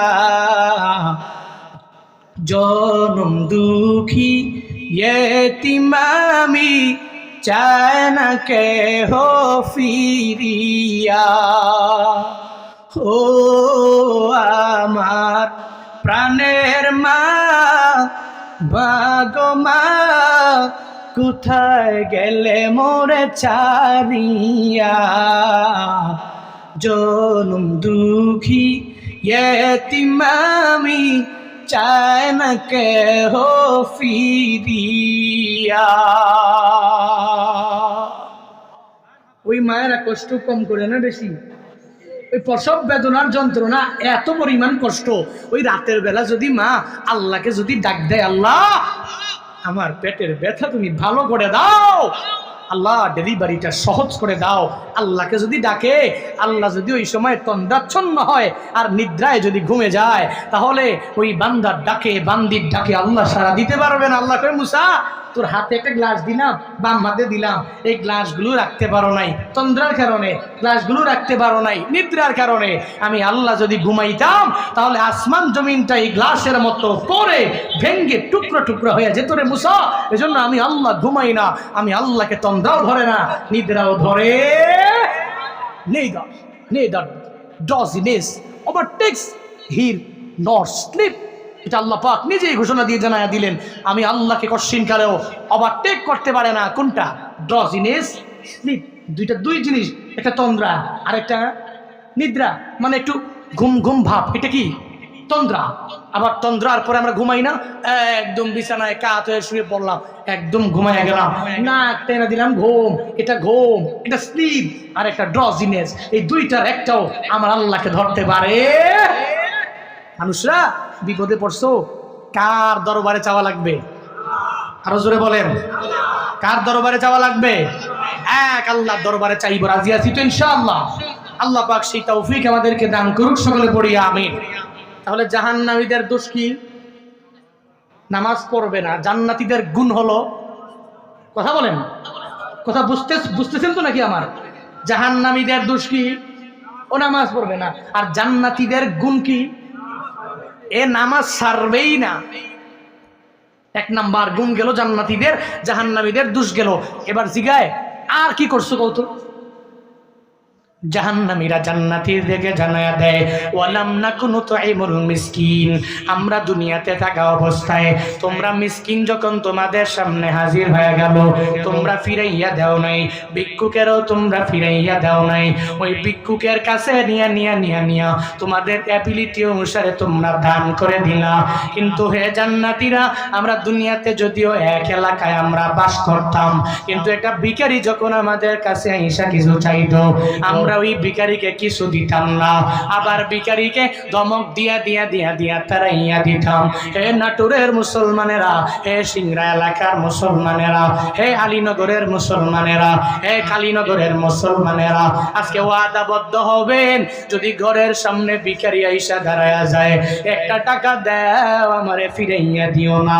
ওই ভিখারিকে ফিরাইয়া দেওয়া যাবে না, ওই ভিখারিকে কোশ্চিন কালেও ধমক দেওয়া যাবে না। ও ভিখারি, ও সিটার হোক, ও বাটপার হোক, যাই হোক না কেন, ও সামনে আসলে তোমার এবিলিটি অনুসারে থাকলে দিয়া দিবা, আর না থাকলে ধমক দেওয়ার দরকার নাই। সুন্দর করে বলবেন, ও ভাই যাও যাও, তোমাকে আমি এখন দিতে পারবো না। এটা জান্নাতীদের গুণ। ও কোনো বান্দার মনের মধ্যে কষ্ট দেয় না, ও কোনো মিসকিনদেরকে আঘাত মনের মধ্যে দেয় না।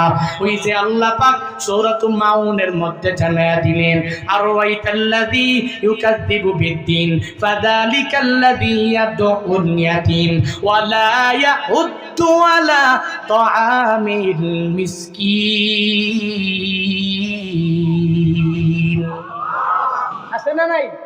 সূরাতুল মাউনের মধ্যে আল্লাহ পাক জানায়া দিলেন, যারা কিয়ামত মানে না, যারা আল্লাহকে মানে না, ওরা মিসকিনদেরকেও সাহায্য করে না, সহযোগিতা করে না, হাত বাড়ায় না, এদেরকে ধমক দিয়া দিয়া দিয়া তাড়াইয়া দেয়।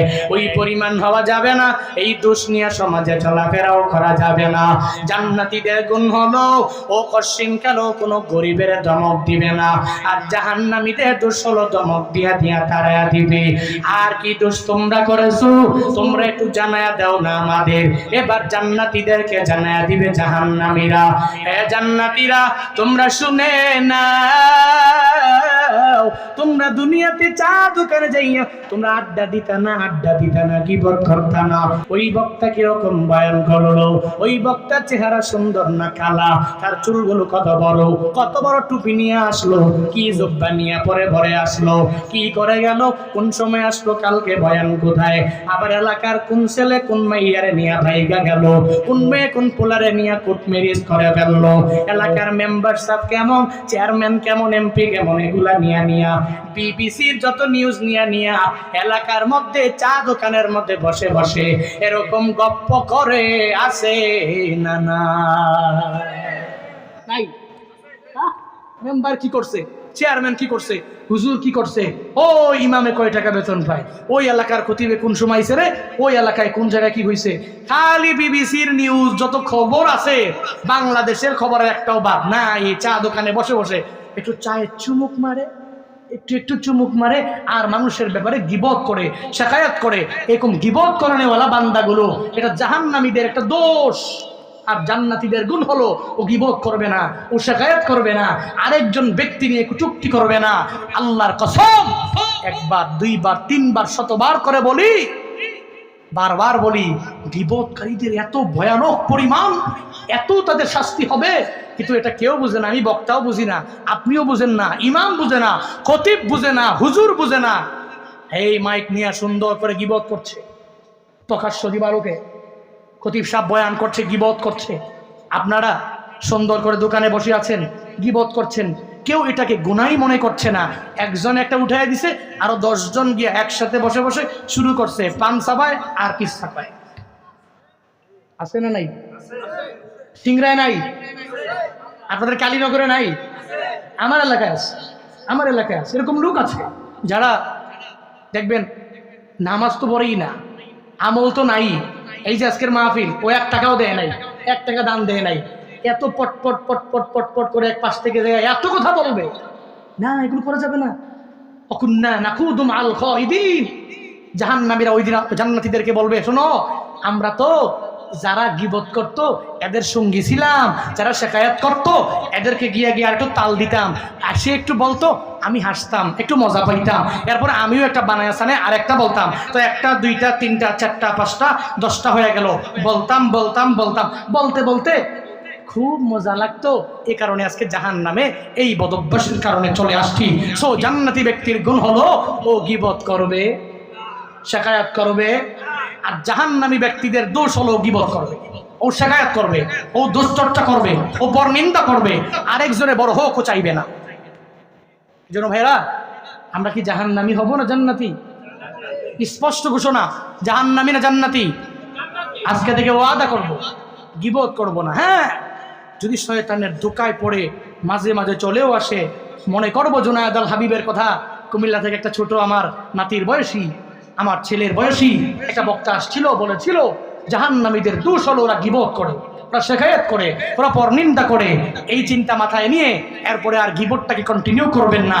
যদিও শয়তানের প্ররোচনায় করে পরে শুরু করেছেন, এটা কন্টিনিউ রাখবেন না, স্টপ করে দিবেন, পাস করে দিবেন, আর আগ বাড়াবেন না। মনে পড়লেই জাহান্নামের চিন্তা করে ওই গীবত থেকে বেরিয়ে আসবেন। আল্লাহ পাক সেই তৌফিক আমাদের সবাইকে দান করুক। সকলে পড়ি আমিন। মন থেকে পড়েন আমিন, মন থেকে পড়েন, আবার পড়েন, আল্লাহ পাক কবুল করুক। তাহলে গীবতকারী জাহান্নামী, গীবত না করে নেওয়ালাও জান্নাতে থাকবে। জান্নাত থেকে প্রশ্ন শুনার পরে জাহান্নামীরা বলবে ওয়াকুন্না নাকুদু মাল খাইদিন, আমরা তো গীবতকারী যারা, এদের সাথে বৈশা বৈশা আমরা গীবত করতাম, এটাই ছিল আমাদের ওয়ার্ক, এটাই ছিল আমাদের কাজ। এই কারণে আজকে তোমরা জান্নাতে চলে গেলা, আমরা জাহান্নামের মধ্যে চলে এলাম। এ সিংড়া এলাকার মুসলমানেরা, গীবতকারী হওয়া যাবে না, নামাজ বাদ দেওয়া যাবে না, কোনো মিসকিনদেরকে ধমক দেওয়া যাবে না, ওর পেটের মধ্যে লাথিও মারা যাবে না। এই জাহান্নামীদের দোষ নিয়ে ঘুরা যাবে না। জান্নাতীদের গুণ নিয়ে আগায় যাও, জান্নাতীদের গুণে নিজের গুণান্বিত বানাও। আর একটা দোষ আছে, যারা আখিরাতের বিশ্বাস করে না, বলে কেন তোমরা এসেছো জাহান্নামে, তারা তখন জানায় দিবে জান্নাতীরা, শুনে নাও, ওয়া কুন্না নুকাদ্দিবু বিয়াউমিদ্দিন। ও জান্নাতীরা শুনে নাও, শুনে নাও, শুনে নাও, আমরা দুনিয়াতে আখিরাতের একটা দিবস আছে, মানে হাসরের ময়দান হবে, ওই দিনটাকে আমরা মানতাম না, ওই দিনটাকে বিশ্বাস করতাম না। হাসরের ময়দানে আমার মাওলার দরবারে দাঁড়ানো লাগবে, এই চিন্তা আমাদের মনের মধ্যে ছিল না। কিন্তু কপাল বড় খারাপ, আজকে জাহান্নামের মধ্যে চলে এলাম। হাত্তা আতানাল ইয়াকিন,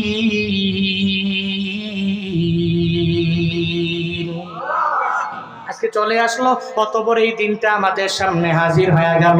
সেই দিনটারে আমরা বিন্দু মাত্র পরিমাণ মানতাম না, আমরা মিথ্যাচার প্রতিপন্ন করে দিতাম। এলাকার ইমাম সাহেব বললে ইমাম সাহেবকে ধমক দিয়া তাড়াইয়া দিতাম। মোল্লার দৌড় হলো মসজিদ পর্যন্ত, নামাজ পড়বে, ও রোজা রাখবে, ও নেক আমল করবে, সব ইমামের কাজ হয়ে যাবে, সব হয়ে যাবে খতিবের কাজ। আমাদের কাজ মসজিদে যাওয়া না, আমাদের কাজ রোজা রাখা না, আমাদের কাজ আমল করা না, আমাদের কাজ ওয়াজ মাহফিল শোনা না। এই চিন্তা নিয়ে যারা আখিরাতকে মিথ্যা প্রতিপন্ন করার চেষ্টা করলা, ও বান্দারা, আসরের ময়দানে আল্লাহ পাক যেদিন জাহান্নামে নিয়ে দিবে, ওই পুলসিরাতে আমার আল্লাহ যেদিন তুমি পার হতে পারবা না, আল্লাহ পাক ওই দিন জান্নাতীদেরকে বলবে, ও জান্নাতীরা আসো। ওই জান্নাতীদেরকে আল্লাহ মায়া করে করে ডান হাতে আমলনামা দিবে, আর যারা জাহান্নামী হয়ে যাবে এদেরকে ডান হাতের মধ্যে আমলনামা দেওয়া হবে না। এদেরকে আল্লাহ বলবে, ও জাহান্নামীরা, তোমাদের হাতটাকে পিছনে আনো। ওই সময় জাহান্নামীরা তাদের হাতটাকে পিছনের মধ্যে নিতে চাইবে না। গজবের ফেরেশতাদেরকে আমার আল্লাহ অর্ডার করবে, ও গজবের ফেরেশতা, আমার এই বান্দা আমি আল্লাহকে মানে নাই, হুজুরের কথা মজা লাগে নাই, ও নামাজ পড়ে নাই, খেদমত করে নাই, ও কশিন কালেও কোনো এতিমেরকে সাহায্য করে নাই, সহযোগিতা করে নাই, ও শুধু গীবত করত, শেখায়াত করত, ও দুনিয়ায় থাকা অবস্থায় আমি আল্লাহর আখিরাতকে পরিপূর্ণ মিথ্যা প্রতিপন্ন করত। ও জাহান্নামের ফেরেশতারা, ও গজবের ফেরেশতারা, যাও যাও, আমার এই বান্দাকে আর ডান হাতে আমলনামা দিয়া দিয়া জান্নাতে দেওয়া যাবে না। আমার এই বান্দার হাতটাকে পেট দিয়া ঢুকাও, পেট দিয়া ছিদ্র করে ঢুকাইয়া একারিটাকে পিঠ দিয়া তোমার হাতের হাতটা বের করে দাও। ওই জাহান্নামের ফেরেশতারা এত ভয়ঙ্কর চেহারা নিয়া নিয়া নিয়া নিয়া নিয়া তোমার বাম হাতটারে পেট দিয়া ঢুকাবে, এরপরে পিঠ দিয়া বের করে দিবে। এভাবে পিছন হইয়া আল্লাহ পাক সেদিন আমলনামাটা দিয়া দিবে, যাও যাও, পুলসিরাত পার হতে বাঁচাতে পারবি না, তোর কপালে জাহান্নাম অবধারিত হয়ে গেল। হে নাটোরের মুসলমানেরা, হে সিংড়া এলাকার মুসলমানেরা, কোন কোন বান্দা তো ইয়ার থাকবা আজকে মাহফিল শোনার পরে, হুজুর এতদিন পর্যন্ত জাহান্নামীদের দোষে নিজেরা দোষী হয়ে গেলাম, জান্নাতীদের গুণে নিজেরে গুণান্বিত বানাইতে পারি নাই। আজকে বাড়িতে যাওয়ার পরে 5 বেলার নামাজ আদায় করব, 1 বেলার নামাজও মিস দিব না। আমি কোনো এতিম দেখলে, কোনো অসহায় ভিখারি যদি আমার দরওয়াজায় দাঁড়াইয়া যায়, আমি তার সাথে কোশ্চিনকালেও খারাপ ব্যবহার করব না। আমি আজ থেকে ওয়াদাবদ্ধ হয়ে গেলাম, আমি কোশ্চিনকালেও গীবত শিকায়াত পরনিন্দা করব না। আজ থেকে ওয়াদাবদ্ধ হয়ে গেলাম, প্রত্যেকটা আল্লাহর আদেশগুলো মেনে মেনে মেনে মেনে চলবো। অন্যায় কোনো পথের পথিক আমি হব না, সুদ লেনদেন করব না, আমি মানুষের উপর জুলুম করব না, আমি নির্যাতন করব না, আমি অন্যের ক্ষেতের ধানগুলোকে চুরি করে নিয়ে যাব না, অন্যের ক্ষেতের আলু চুরি করব না, আমি অন্যের ক্ষেতের লাইল কেটে কেটে নিজের জমিনের মধ্যে লাগাইব না, অন্তর্ভুক্ত বানাবো না। আমি আজ থেকে মিথ্যা বলবো না, ওয়াদা করে ওয়াদা খিলাফ করব না, আমার দ্বারা কোনো অন্যায় কাজ হবে না। এই চিন্তা নিয়ে নিয়ে যদি মাথার মধ্যে থাকে, আমার মাওলাকে দেখানোর জন্য 2টা হাত বাড়াইয়া আল্লাহকে দেখায়া দাও। ও দয়ার মালিক, কুদরতের নজর দিয়ে তুমি তাকাইয়া দেখো রে আল্লাহ। ও আল্লাহ, এই নাটোরের জমিনে দেখো তোমার কত বান্দারা 2টা হাত বাড়াইল রে আল্লাহ। ও আল্লাহ, এরা আজ থেকে নামাজ বাদ দিবে না, চেষ্টা করবে 5 বেলার নামাজ পড়ার জন্য। আল্লাহ পাক, তুমি 5 বেলার নামাজি বানায়া দাও। আল্লাহ, তুমি রোজাদার বানায়া দাও। গীবত যেন না করি, আমাদেরকে ওই পরিমাণ মন এবং দেহ দিয়া দাও। ও আল্লাহ, অন্যের পর নিন্দা আমার দ্বারা যাতে না হয়, আল্লাহ তুমি ওই রকম বানায়া দাও। ও দয়ার মালিক, খাঁটি ঈমানওয়ালা তুমি সবাইকে বানাও। সকলে বলি আমিন, আর জোরে পড়ি আমিন। মাস জান্নাতীদের গুণ, এটা কন্টিনিউ করব। 2 নম্বরে গীবত করব না, এটা জাহান্নামীদের দোষ। জান্নাতীদের গুণ হলো গীবত করে না। ঠিক আছে, পারবো ইনশাআল্লাহ আমরা। 2 নাম্বার। 3 নম্বরে, আমরা দুনিয়াতে থাকা অবস্থায় কোনো এতিম, কোনো মিসকিন, কোনো ভিখারি আমার দুয়ারের সামনে আসছে, আর সে চোখের পানি ফেলে কান্না করে বিদায় নিয়েছে, এটা যাতে না হয়, পারেন না, ধমক দিয়েন না, সুন্দর করে মাথায় হাত বুলে, বাবা যাও, তোমাকে পরে দিব, এখন মাফ করো, সুন্দর করে নরম সুরে বলবেন। এটা জান্নাতীদের গুণ। আখিরাতকে বিশ্বাস করবেন। আখিরাতকে বিশ্বাস যারা করে, ওরা কিন্তু কোনো গুনাহ করে না। কারণ কি জানেন? ওর চিন্তা আছে আখিরাত। দুধের মধ্যে পানি মিশাইলেন ফজরের নামাজের আগে, ফজরের পরে যাবেন আপনার বাজারে দুধ বিক্রি করার জন্য। যদি আখিরাতের ভয় থাকে, আপনি আপনার সন্তানকে কশ্চিনকালেও বলতে পারেন না, এ মেয়ে, এ ছেলে, এই যে দুধের বালতি, একটু পানি দাও। কেউ দেখে না, কেউ দেখে না, দেখে কে? কেউ দেখে না, দেখে কে? সন্দেহ আছে? সন্দেহ নাই, আল্লাহ দেখে। এই জন্য এই আখিরাতের ভয় যদি থাকে, তা আপনার দ্বারা মিথ্যা হবে না, আপনার দ্বারা পরনিন্দা হবে না, গীবত হবে না।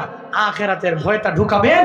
আল্লাহ পাক জান্নাতি ব্যক্তিদের গুণ আমাদের প্রত্যেককে ধারণ করার তৌফিক দান করুক। জাহান্নামীদের দোষ থেকে আল্লাহ পাক হেফাজত করুক। আমিন কয় না? এক জায়গায় জিজ্ঞেস করলাম যে আমিন কর না কেন?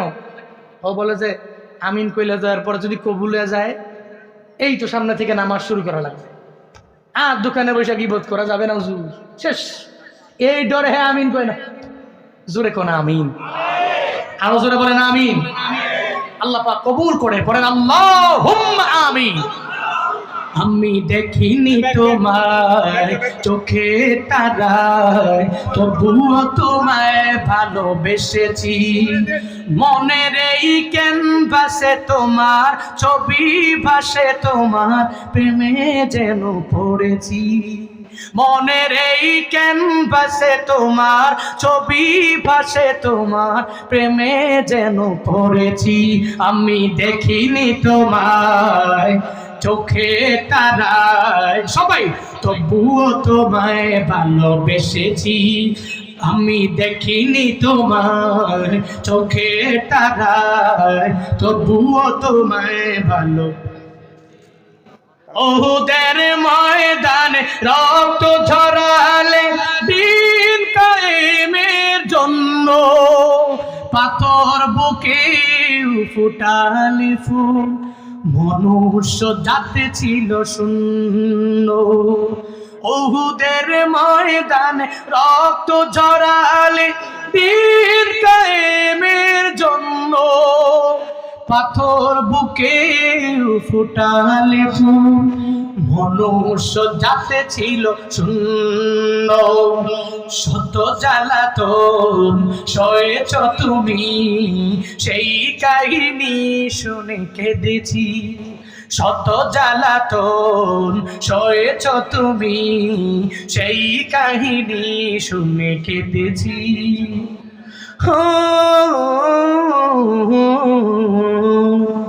মনের এই ক্যানভাসে তোমার ছবি ভাসে, তোমার প্রেমে যেন পড়েছি।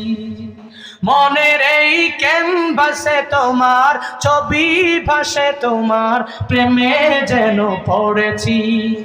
আমি দেখিনি তোমায় চোখে তারায়, তবুও তোমায় ভালোবেসেছি।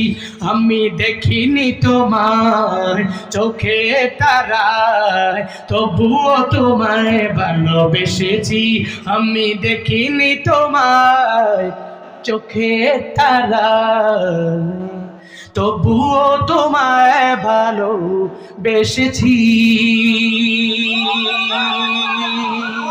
রব্বিল আলামিন والصلاة والسلام على أشرف الأنبياء والمرسلين وعلى آله وأصحابه أجمعين يا أرحم الراحمين يا أرحم الراحمين يا أرحم الراحمين اللهم اجعلني صبورا واجعلني شكورا واجعلني في عيني صغيرا وفي أعين الناس كبيرا اللهم اجعلنا من المستجابين للدعوات اللهم إنا نعوذ بك من زوال نعمتك اللهم إنا نسألك الجنة ونعوذ بك من النار رب ارحمهما كما ربياني صغيرا رب ارحمهما كما ربياني صغيرا ও দয়ার মালিক কুদরতের নজর দিয়ে তুমি তাকায়া দেখো গো আল্লাহ, এই ময়দানের মধ্যে তোমার কতগুলো আশিকিন বান্দা লইয়া, তোমার কতগুলো জাকিরিন বান্দা লইয়া, তোমার খাস খাস বান্দাদেরকে লইয়া। আমি গুনাহগার, আমার মতো গুনাহগার কেউ নাই, আসমানের নিচে জমিনের উপরে কেউ নাই। এত পরিমাণ গুনাহ করেছি রে আল্লাহ, যেই গুনার খবর মা জানে না, বাবা জানে না। ও দয়ার মালিক, যেই গুনার খবর আমার আত্মীয় স্বজন জানে না, তুমি সব গুনাহগুলো গোপনে গোপনে গোপনে গোপনে রেখে দিলা গো আল্লাহ। আমাদের গুনাহগুলোকে তুমি গোপনে গোপনে ক্ষমা করে দাও। ও দয়ার মালিক, আমরা তিন শ্রেণীর লোক নিয়ে হাত বাড়াই না। কারো মা নাই, বাবা দুনিয়ায় বেঁচে আছে, কারো বাবা নাই, মা দুনিয়ায় বেঁচে আছে। কেউ এরকম এতিম, এই ময়দান থেকে বাড়িতে যাওয়ার পরে নিজের মায়েরও পাবে না, বাবারেও পাবে না। ও আল্লাহ, যাদের মা নাই, মায়ের কবর জান্নাতের বাগান বানাও। যাদের বাবা নাই, বাবার কবর জান্নাতের বাগান বানাও। মায়ের কথা শুনলে মাহারা সন্তানেরা চোখের পানি ফালায়া ফালায়া কান্না করে। কারণ এই দুনিয়াতে যত মহিলা দেখি, ওই মায়ের মতো একজনও হয় না। এই দুনিয়া দুনিয়াতে যত পুরুষ দেখে ওই বাবার মতো একজন ডাক দিতে পারে না, ওই বাবার হাতের মতো হয় না, ডাকার মতো হয় না, আদরের মতো হয় না। আল্লাহ যাদের বাবা নাই, বাবার কবর জান্নাতের বাগান বানো। আমাদের যাদের মা বাবা দুনিয়ায় বেঁচে আছেন, মা বাবাকে তুমি নেক হায়াত দিয়ে দাও, ওই মা বাবার খেদমত করার তৌফিক দাও, ওই মা বাবার থেকে দোয়া নিয়ে চলার তৌফিক দান করো।